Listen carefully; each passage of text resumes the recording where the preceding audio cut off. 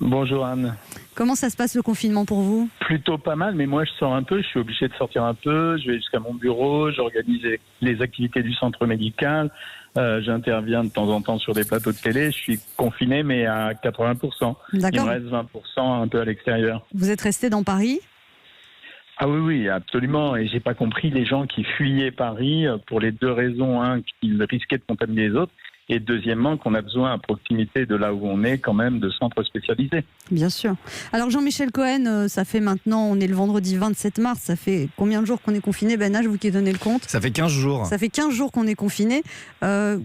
Qu'est-ce qui se passe au niveau on ne fait pas d'exercice, on ne sort pas, on a tendance enfin moi je parle pour moi, à me réfugier dans des aliments réconfort. Comment on fait pour pas grossir?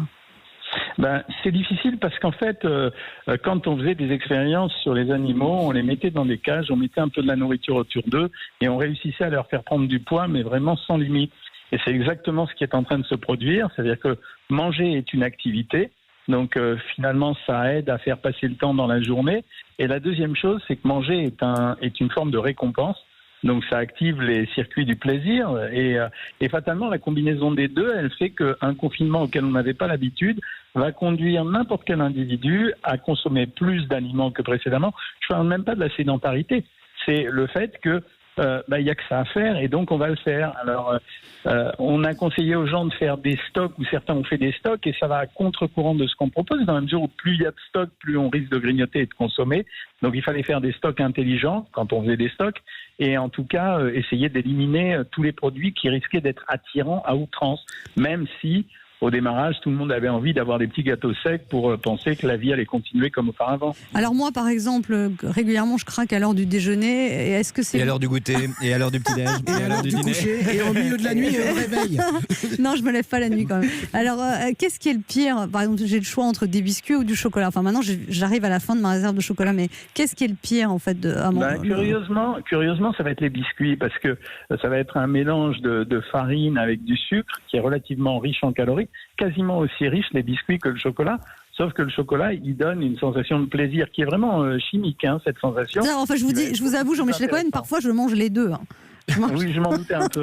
Mais, La France s'en doutait, ouais. Ouais. Non, mais par contre, vous aviez donné la réponse juste auparavant. Dans cette situation, les réponses que j'ai données pendant toute la semaine, soit quand je faisais des lives, soit quand j'avais des gens au téléphone, c'était de fractionner au maximum les repas pour essayer d'arriver jusqu'à 6 repas par jour, 6 petits repas par jour. Ah, plutôt que plusieurs gros repas, c'est ça?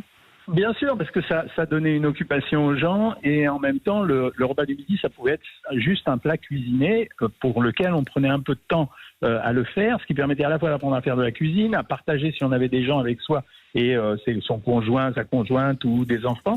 Et puis le repas du soir, la même chose, mais le reste du temps, faire des grignotages organisés de telle façon justement à pas se laisser grossir. Mais ça va être un problème quand on va sortir du confinement, je vous le garantis. Et en même temps, on est aussi dans une période où on doit booster nos défenses immunitaires pour essayer de ne pas tomber malade ou de résister au virus. Est-ce qu'il y a des conseils de choses qu'on peut prendre tous les jours pour renforcer nos défenses immunitaires? Ah ouais, moi je vous le dis, je prends un comprimé de vitamine C tous les matins. Oui. 1 gramme ou 500 milligrammes? Je prends 500 milligrammes, ça suffit largement. Parce que moi je prends 2 grammes par jour. Non, mais c'est pas possible. Comment? Pas gênant du tout. Et je prends de l'acérola naturel. Ouais. Donc d'accord. C'est très bien, on prend l'acérola parce que c'est très riche en vitamine C. Donc après je bois du thé en permanence. Ah bon? C'est ma boisson dans la journée, ça m'évite de prendre des soda light et autres cochonneries comme ça. Et puis du thé vert ou du thé noir vous buvez? Je prends du thé vert. D'accord. Toute la journée. Et c'est vrai que j'adore des champignons et j'ai eu la chance d'avoir à la maison des tonnes de champignons, des champignons séchés qui sont très bien et j'en mets régulièrement dans tous les plats que je consomme.